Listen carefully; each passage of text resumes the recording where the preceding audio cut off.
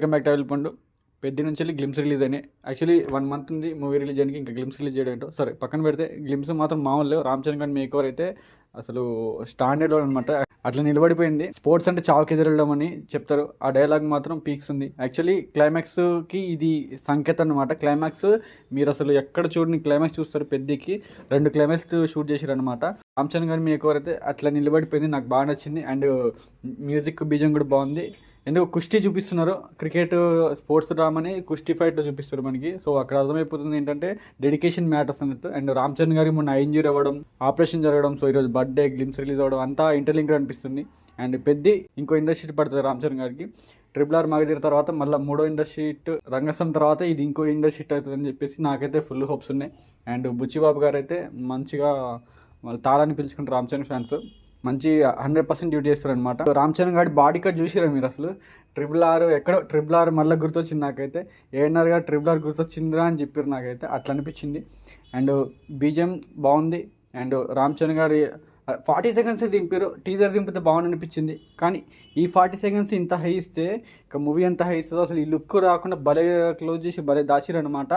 కానీ మామూలుగా లేదు కుస్తీ ఫైట్. నేను ఎప్పటి నుంచో వింటున్నా కుస్తీ ఫైట్ వస్తుందని చెప్పేసి. గ్లిమ్స్ బాగా రిలీజ్ చేసిన కానీ టీజర్ రిలీజ్ చేస్తే బాగుంది అనిపించింది నాకైతే. స్టిల్ షూటింగ్ ఇంకా లెఫ్ట్ ఉంది అనుకుంటాను తెలిసి.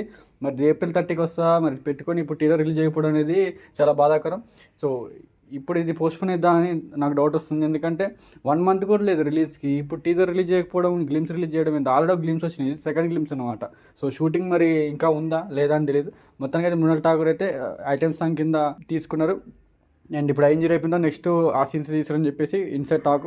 అండ్ ఇప్పటికైతే హైప్ మామూలు లేదు. ఓజీకున్నంత హైప్ ఉంది దీనికి. రైరా సాంగ్ క్లిక్ అయిపోయింది, చిక్రీ సాంగ్ క్లిక్ అయిపోయింది, ఫస్ట్ గ్లిమ్స్ క్లిక్ అయిపోయినాయి. ఇప్పుడు సెకండ్ గ్లిమ్స్ అయితే ఇంకా మామూలుగా లేవు అసలు. ఊచగొట్టు ఉంటుంది. అండ్ Day 1 నుంచే స్టార్ట్ అవుతుంది అనమాట. ఒక 600-700 crores వస్తాయని చెప్పేసి నేను అనుకుంటున్నా. దీనికి part 2 ఉంటే బాగుండు కానీ ఉండదు అనుకుంటా మ్యాక్సిమం. అండ్ ఇది క్లైమాక్స్ మీరు ఎప్పుడు చూడలేనంత క్లైమాక్స్. అండ్ రామ్ చరణ్ గారి పర్ఫార్మెన్స్ లోడ్ అవుతుందని చెప్పేసి inside work all talk. And అదే జరుగుతుంది. అండ్ ముందు ఫస్ట్ డైలాగ్ రివీల్ చేయడం, ఆ డైలాగ్ చెప్పేది కూడా ఆయన గురువు అవ్వడం, ఇట్లనే చూపిస్తారు గ్లిమ్స్లో. అండ్ దీని వెనకాల చాలా మర్మం దాగుంది. సో రామ్ చరణ్ గారు అయితే మామూలుగా ఫామ్లో లేరు. గేమ్ చేంజర్ ఎఫెక్ట్కి మామూలుగా మారిపోలేదు. చాలా డెడికేషన్తో వర్క్ చేస్తారు అనమాట. నాకైతే బాగా పిచ్చ నచ్చేసింది గ్లిమ్స్. అండ్ ఫస్ట్ గ్లిమ్స్ బాగున్నాయి, ఈ గ్లిమ్స్ బాగున్నాయి అంటే నాకైతే ఈ గ్లిమ్సే బాగుంది అనిపించింది. ఆ బాడీ కట్ కానీ, ఆ బస్తాలు ఎత్తడం కానీ, ఆ స్పోర్ట్స్కి వెళ్ళే ముందు ఒక కుస్తీ ఫైట్ అంటే ఇక ప్రిపేర్ అవ్వడం అనమాట.